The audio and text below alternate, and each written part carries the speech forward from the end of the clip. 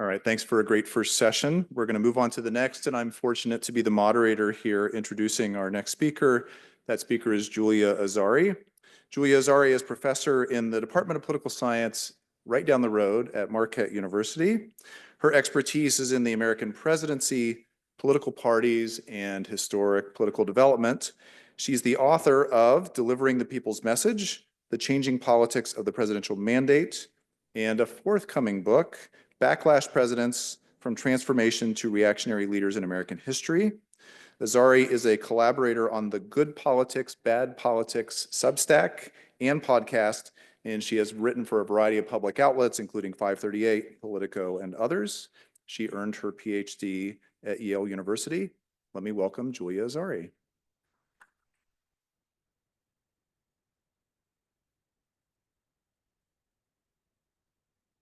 Hello. Thanks so much. Thank you, Barry, for that introduction.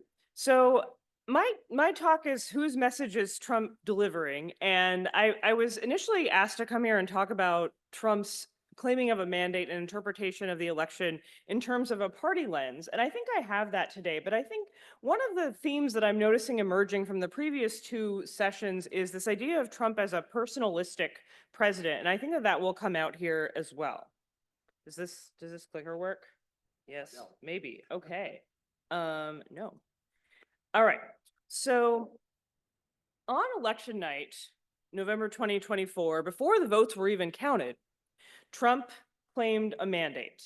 And interestingly, he uses this word a lot when he claims a mandate. He says, America has given us an unprecedented and powerful mandate.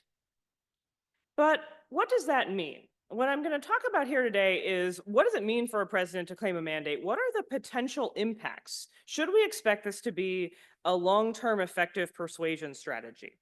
I'm going to break this down in kind of three different ways. One of the things I thought I would do is really break down what are presidential mandate claims, what are some frameworks we can use to understand what presidents are actually doing when they try to claim an electoral mandate.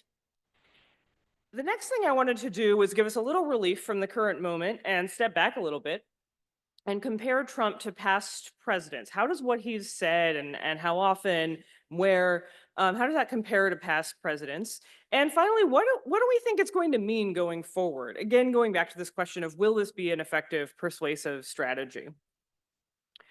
One thing I hear people say all the time, and it drives me up the wall, is all presidents claim mandates. And the reason is because of this book you see here in the cover. This came out in 2014, so it doesn't cover Donald Trump. But what I did was I spent a better part of, at that time, about a third of my life looking at presidential communications and asking the question of under what conditions do presidents claim mandates? Under what conditions do they attempt to interpret elections and justify what they do in those terms? And this idea that all presidents just do this is quite an incomplete description. There's actually a lot of variation in how presidents talk about elections and claim mandates, what they say, where and when they say it. So I'm going to break down what are we talking about, and then I'm going to show you some of that variation. So what are presidential mandate claims? Again, this is a kind of terminology that you probably hear floating around in the media. I've tried to nail it down and have a clear definition. I define it pretty broadly in the research that I've done, justifying presidential mandates are justification of presidential action by invoking the election result or campaigns and campaign promises. And I think the way we should think about this right now is that a presidential mandate claim is a sort of intersection of two things. One, which is particularly relevant to the current situation, is that they're often used in connection with the expansion or use of presidential power. Historically, this has come up at these sort of crucial moments of the expansion of the presidency. Andrew Jackson in the 1830s embodying a much stronger office, perhaps, than had initially been envisioned in the Constitution. Woodrow Wilson, about 100 years ago, thinking about the expansion of not only the administrative state we've heard about, but also the role of the president as a kind of interpreter of public opinion and spokesperson for the nation. And then the main thing I focus on my book is actually using presidential mandates in claims in kind of a defensive crouch post Watergate and during the period of increased polarization. So I think we ought to think about presidential mandates as a little bit of a defensive strategy, and also one that is used in connection with pushing at those institutional boundaries of presidential power. But the second piece of this is interpreting the election result. What do presidents actually say about the election? Do they offer a kind of compelling story about what the election was? Political scientists tend to think about elections, particularly presidential elections, as retrospective affairs. So they're often kind of a referendum on the incumbent and an evaluation of the status quo. That does not make for compelling rhetoric. At a certain point, you have to say something other than, wow, you really hated the person before me. So instead, you turn what is not only a retrospective, but also a very complex affair. Millions of people voting for all sorts of idiosyncratic reasons that they might have. You have to turn that into both a simple and a compelling forward-looking story. And I think what we'll see here is that this has been a little bit mixed in recent ways recent presidents have done this, and Trump is not an exception. And finally, there's some leeway about kind of what is that story? Is it a story about partisanship, a mandate for the party? Is it a personal claim? Is it a claim for particular policies? So there's a lot going on here. There's a lot on kind of the menu of how presidents can use this language, including that they don't necessarily have to use it very much at all. I have a couple of recent examples here. One is from Bill Clinton, 1993, after winning 43% of the vote. Bill Clinton did like to talk about having a mandate some of the time. If it hadn't been for people voting for a change in direction, communicating that to you, then none of this would have been possible. He's talking to Congress, the House of Representatives, about his economic plan at that time. It's from March 1993. 1981, Ronald Reagan says, the clear message I received in the election campaign is to gain control of the inflationary monster. So he talked a lot about the mandate, particularly for conservative economic policies. And then Barack Obama, who was interestingly in 2009, actually took this retrospective frame a lot, and talked a lot about how the election had been a rejection of the theories that had come before. It had been a rejection of Republican politics, and as he says, voted resoundingly for change. So what I want us to think about with these claims, first of all, is kind of what does the structure look like of how presidents normally do this, but also what is the potential that these are going to land and resonate and be persuasive? Because that's another piece of the story when we think about presidents interpreting elections is, will people buy what they say? Will it match reality as it continues to unfold after the election? So here's a little bit of data from my book. Variation in mandate claims, which goes from Herbert Hoover up through Obama's first term. Just kind of gives you a sense of that 20th and early 21st century. How much are presidents talking about mandates? This includes a lot of different kinds of speeches, what presidents say when they're on the road, what they say when they've gathered in front of an assembled audience of particular representatives from an industry or a local group. It also includes inaugural State of the Union, major televised addresses, and also communications with journalists. What I have here, the dark gray bar is the percentage of these communications that include mandate claims. This is about 1,500 speeches. And the lighter bar is something I call the majority index, which is the percentage they won over 50% plus the margin of victory. So for some presidents, like Nixon in 1969, that's negative. For others, it's quite strong. Nixon in 1973, Lyndon Johnson. And what we kind of see there, if you look at how those bars vary, they don't really vary together. Presidents who win very strong majorities are not our big mandate claimers. Instead, our big mandate claimers come kind of later on, and particularly into the 21st century, as we have a more polarized and kind of consistently embattled presidency. And what I found, where I left off with this in 2014 and thought no one will ever ask me to talk about this again, was really with this idea that both George W. Bush in 2005 claimed a mandate a lot. To speak to Don's talk, he claimed a mandate a lot for Social Security reform, did not persuade people of that story. And Obama, using a lot of the kind of language that we just saw, talking about the kind of rejection of Republican economic theories, also something that became a very troubled claim in light of the 2010 election. So I kind of concluded the 21st century is an embattled and polarized presidency, and we should expect presidents to use a lot of mandate rhetoric. About a quarter of communications include mandate rhetoric, a real contrast with some of these more electorally strong presidents in the mid 20th century. So that leaves us, book comes out in 2014, all fine. 2016 election happens, and now 2024. Now people are really interested in mandate data. Um, Unfortunately, doing this systematically is a little bit challenging in the new communication environment. So I haven't really figured out how to update this data set and include social media posts, which are more ephemeral and difficult to systematically gather and collect. But I can give you a kind of snippet of some of the data I've gathered from Trump. So in 2017, Trump has a very sort of low majority index, similar to Nixon in 1969. So he loses the popular vote and doesn't win a majority, obviously, of the popular vote. And I looked at his mandate speeches. I looked at a number of speeches of Trump on the road, first presented here, actually, in 2018. And so I've got 21 speeches there, and 43% include a mandate claim. So this is quite a lot higher than anyone we just saw on that last slide. In 2025, obviously it's ongoing, so I'm still updating my data as it comes out, but Trump has talked a lot about the 2024 election as a mandate. And he has a somewhat higher majority index, but still not terribly high. He talked about having a mandate in his inaugural address. And there he talked about the 2024 election as a repudiation of Trump, or excuse me, of Biden and everything, the betrayal, he called it, that had come before. He talked about a mandate, if you watch the joint session, the address of the joint session of Congress, not State of the Union. He talked quite a lot about a mandate there. If you saw that, he talked in great detail about the counties that he had won.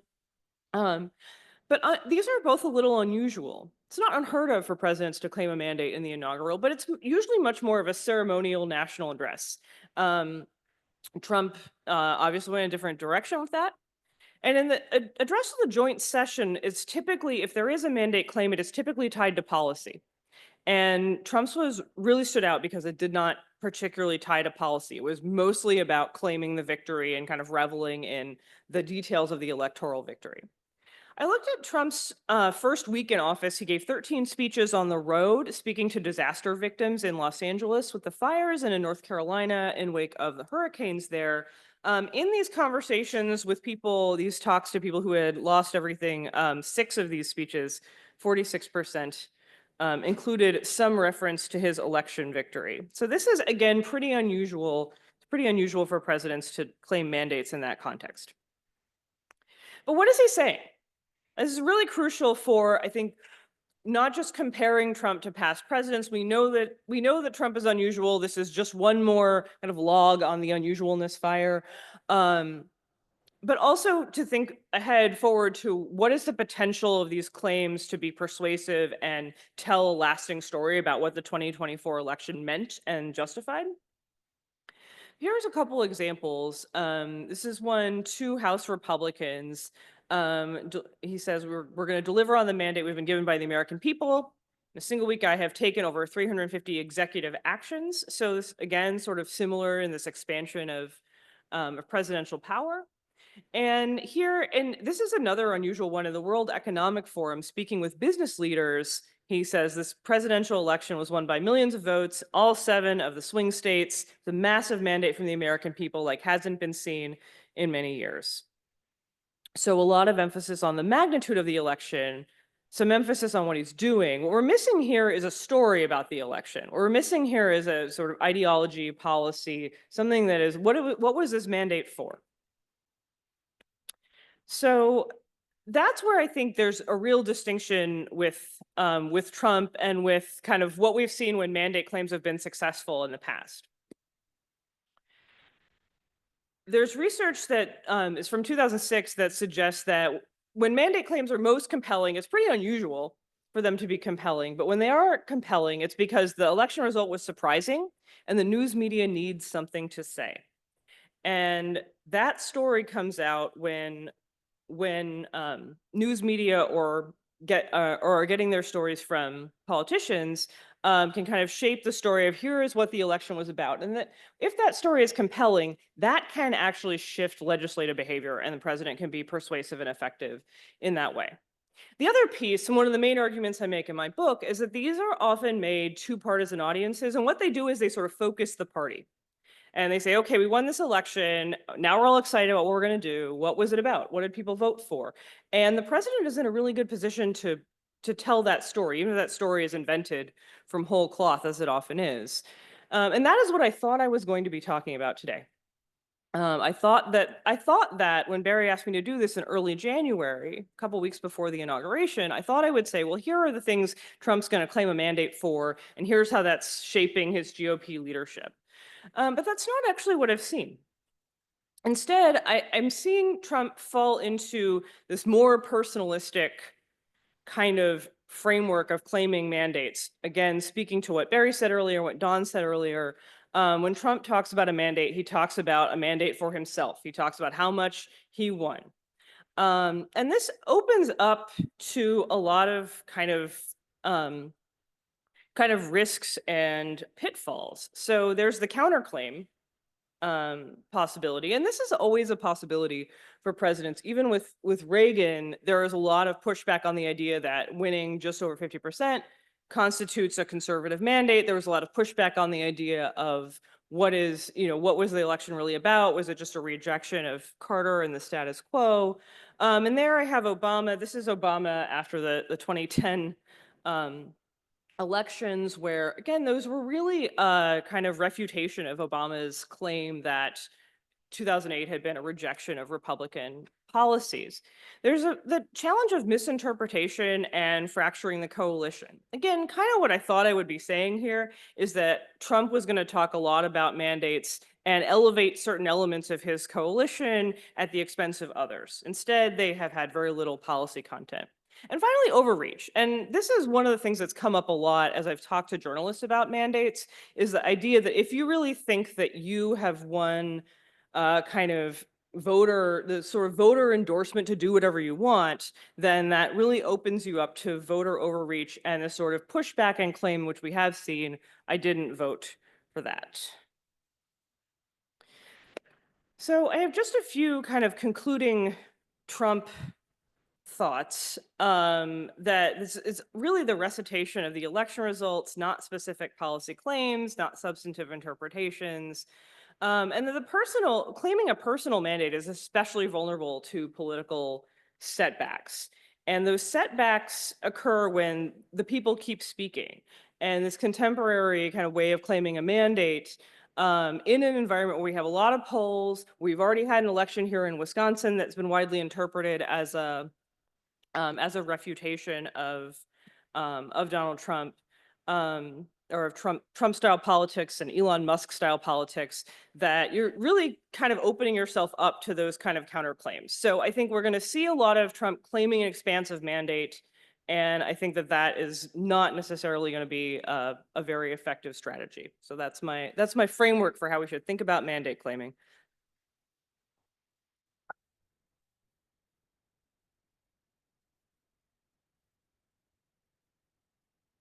Yeah. Thank you, Julia. We're going to share this microphone. I want to encourage you to submit questions online using the QR code or the URL, which is go.wisc.edu/Trump100. We've gotten some good questions already. Keep them coming, whether you're in person or online. We're going to get them through the same form, and I'll pose these to Julia. So let me ask first the question from a student about the presentation. And it's a question about whether the nature of mandate claims have changed due to polarization and more contentious elections.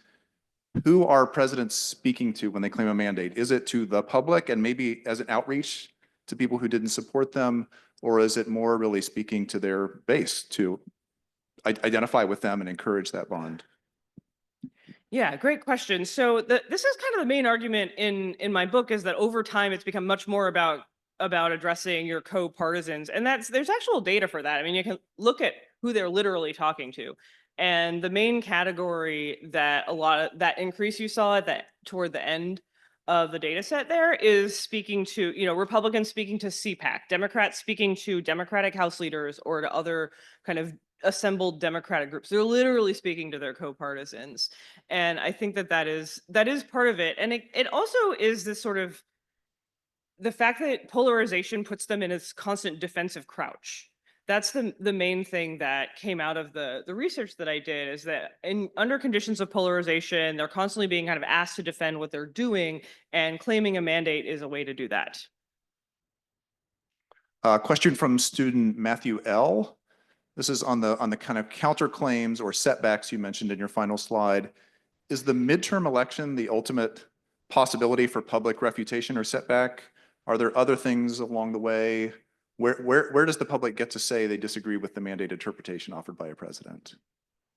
Yeah, that's a great question. I think the midterm is a big one, and I actually wrote a couple of papers that kind of follow on with Obama. One looking at how Obama reacted to 2010, and then one about how he reacted to 2014. Something interesting Obama actually said in 2014 after the Democrats had another bad midterm is he said, like, the mandate for, like, my election victory is still good from 2012.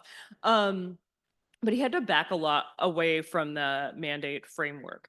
I think that also really depends on the role of media and public opinion. And now, as I said, this book came out in 2014 and it has very little content about social media. And now that makes it feel like it's like 12,000 years old.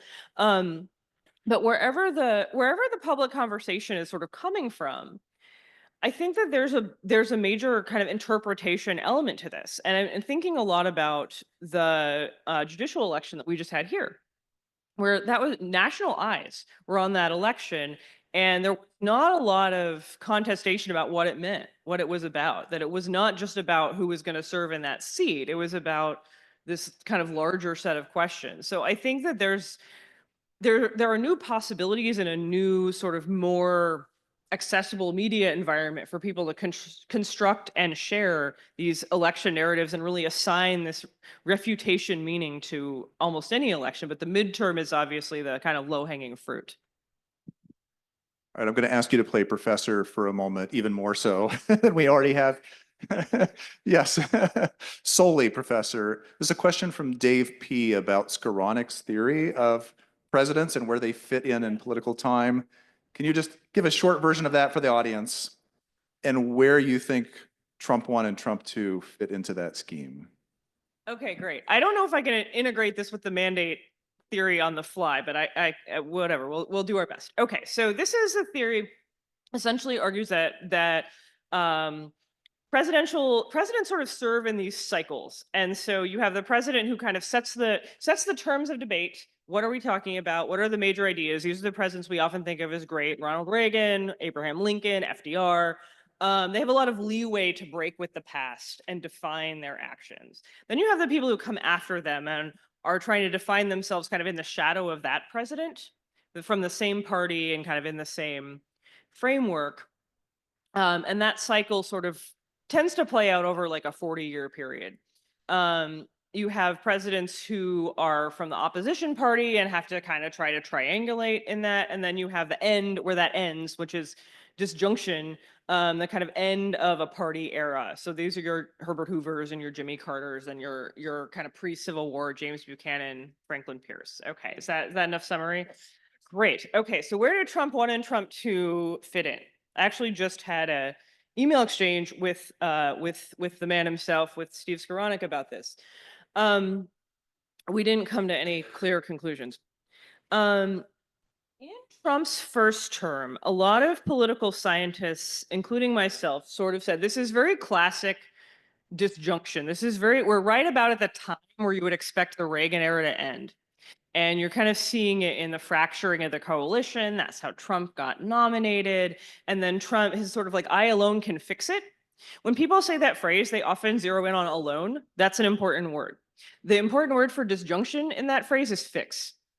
That's sort of one of the ideas with with the disjunctive president is the ideas no longer work because they don't talk in terms of big ideas. They talk in terms of I'm going to fix it.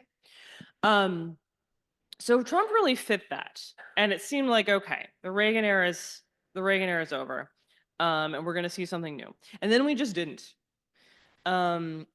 So this was sort of what my exchange with Skowronek was about: is why do we keep thinking it's going to be over? I also remember when George W. Bush's term was coming to an end, and I was teaching presidency, and my students were like, "Oh, this is the end, right? He's so unpopular." Okay, so why does this keep not ending? I think some of that has to do um, with the way the Democratic Party is structured and kind of the lack of cohesive social movements behind the Democratic Party. That might be changing, but it's changed kind of slowly. So I think that's sort of where we're at. The piece that I had written that Skowronek was responding to was making the case that we're in a perpetual period of disjunction. So in case you weren't depressed enough, now there it is. But I think that's kind of where we're at with Trump too, is that we're somewhere in like a disjunction cycle, which is a little, I think, sort of resonates also with what Don was saying. All right, a couple audience questions here. One is about the relationship of Project 2025 to a potential mandate. Trump claimed to not be aware of Project 2025 and not be involved with it last year. But of course, much that's happening in the administration reflects the goals of that. Where does that fit into his rhetoric about what he's doing and the claim that it's the thing that voters wanted to see? Yeah, so here again, I think cards on the table, a lot of my intellectual project in trying to understand Trump, both Trump 1 and Trump 2, is actually trying to understand where he's built on things that other presidents have already done. We spend a lot of time on what's unprecedented, and there is a lot. But to understand why that stuff is successful and resonates and sticks, we have to understand what's normal. And Trump just making stuff up about the mandate is fairly normal. I think you do see him in this kind of conundrum where, like a Reagan style Republican, it was much more standard at that point to say, oh, I'm kind of writing the conservative movement. Here's what it is. Here's what it stands for. Here's what the election was about. And Trump is in a position where he can't really do that with Project 2025 because he tried to run away from it. But also, I just don't think he's that moored to anything that's going on. So that would be, I think, in a more standard administration, you would see more of a through line there. Of, oh, I said I would do this, and now I'm doing it. And for Trump, it's just his claims are so personalistic and so focused on himself and so focused on what counties he won and what states he won, that he's just not. It's not a collective project for him. So in a way, it's almost like this administration is fragmented in that regard. Now, let's see, here's a question that sort of relates to some of the themes I raised this morning from Bob B. Parties are potentially a source of big tent interest aggregation. And so that might be an opportunity for a president to use the mandate to expand his coalition. Do you see that in your book and data? Is Trump doing something like other presidents in that regard, or narrowing and kind of better defining who his coalition is? Yeah, I think again, this was like kind of what I expected to talk about, is that Trump has a couple of times. One of his major Truth Social posts about mandates was talking about impeaching Judge Boasberg, and he said, the reason I was elected was because of immigration. I expected to see more of that kind of thing, and I expected to talk more about the different elements of the Trump coalition. The way that past presidents have done this, I think, has not been especially coalition broadening. And this is one of those things where it might be the book I should have written, about how when presidents have to start making specific claims, it's one thing to make a general claim about the election, yay, we won, our side won. Then you have to connect it to policy, and then you have to get specific, and getting specific always leaves somebody out and makes somebody mad. And that's where I see it as sort of coalition fragmenting. And very much with the example of George W. Bush, for example, using it for Social Security and then leaving behind people in his coalition who had voted for him for defense or some other reason. Trump has every opportunity to do that because the 2024 coalition did have elements of being unusual and being sort of crossing over some traditional lines. I don't know that the sort of repetition about swing states is going to do it, but I've been wrong before.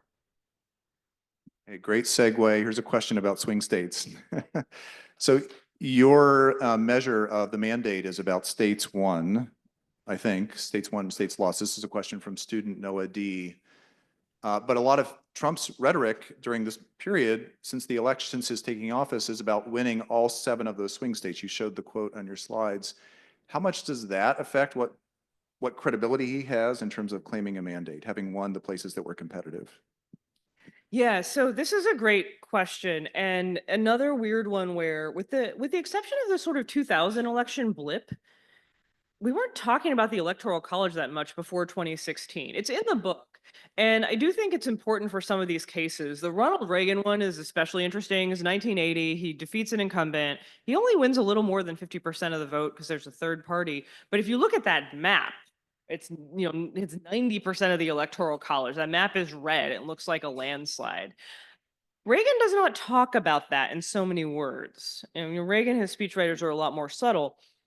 But the Electoral College, I think, does sort of drive how presidents feel empowered to make these claims.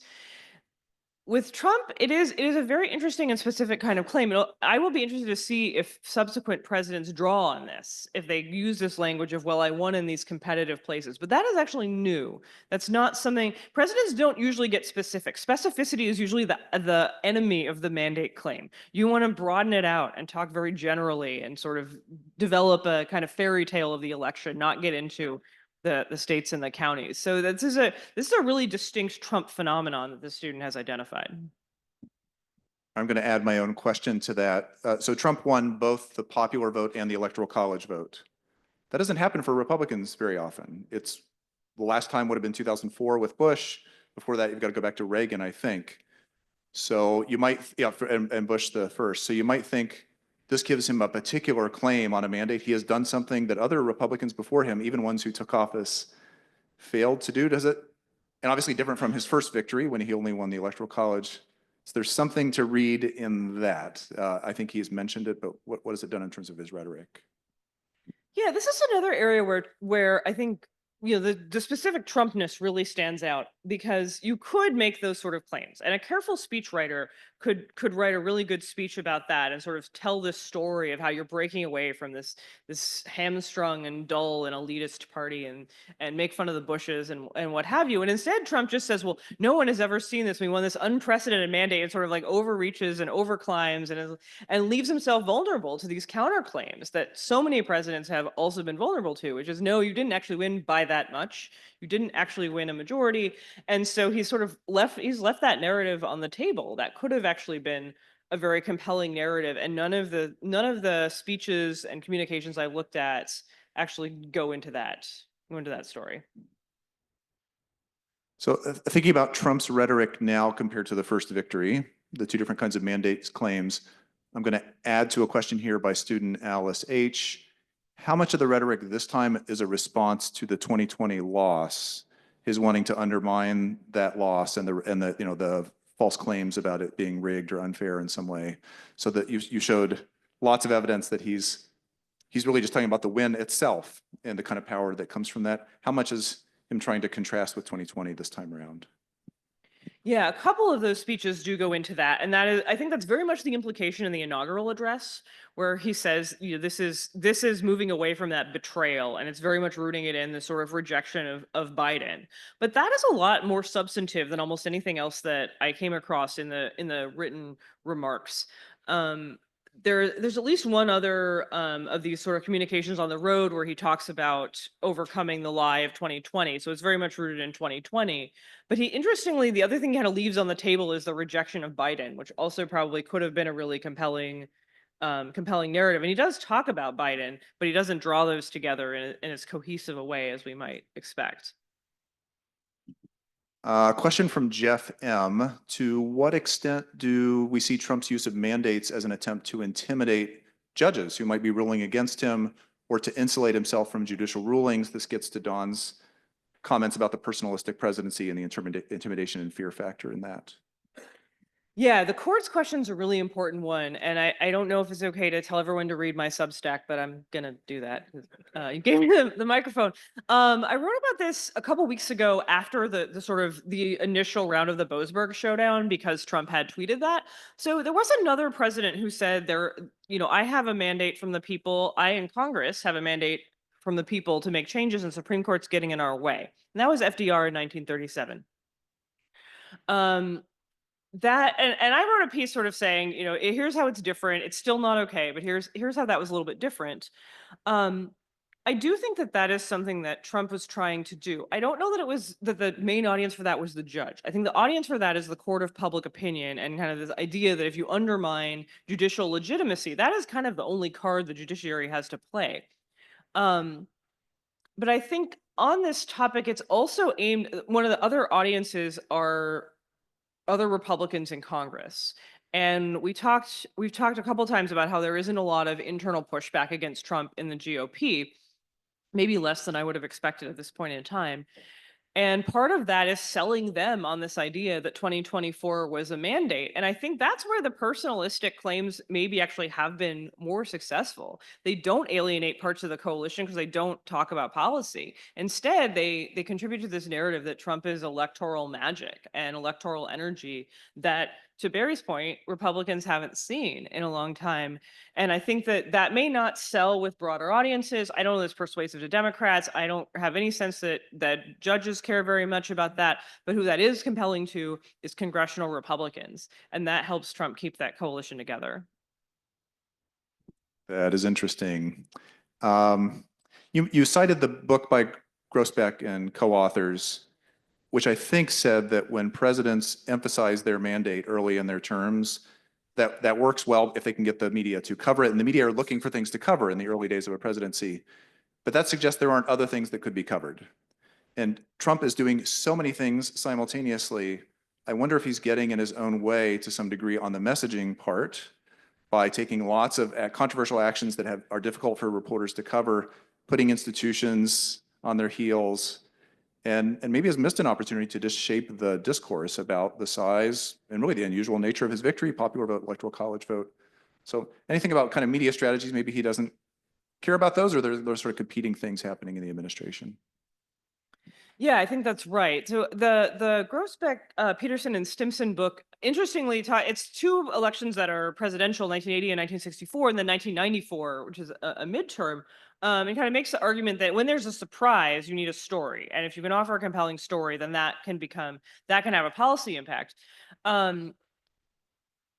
So there's kind of two pieces to this, I think. And one is to speak to your question, Barry, there is a lack of message discipline. And this is what really struck me about Trump, or maybe more specifically, people working for Trump. One of the things that I think is quite striking about the second term is that Trump seems to have a lot more people who know what they're doing working for him. It's not obvious that that is happening in this very narrow area of the speech writing. And kind of what is the story of 2024? It's ripe for that. No one expected that. So you tell a story, okay, it's a rejection of Biden. Well, why? What is it a mandate to do? And that is it's just sort of hanging out there. And no one offers that. And as you said, there's just this kind of onslaught of all different things, many of which were not part of the election conversation or not part of what people seem to be thinking about in 2024. But the other piece of that is that Trump hasn't asked Congress to do very much. So this whole conversation, in fact, this whole literature on mandates that I was responding to when I first wrote this book, is really all about the president getting Congress to do what he wants them to do and to kind of compel them to do things they might not otherwise do by bludgeoning them with the force of the electorate. And as I said, I think Trump is sort of doing this to try and blunt opposition, but he's not asking for an active legislative agenda. So we're playing a very different presidential game right now, and I think that that's evident in these claims as well. All right, I'm going to suggest we break for refreshments a little early. So why don't we thank Julia Azari for this wonderful presentation?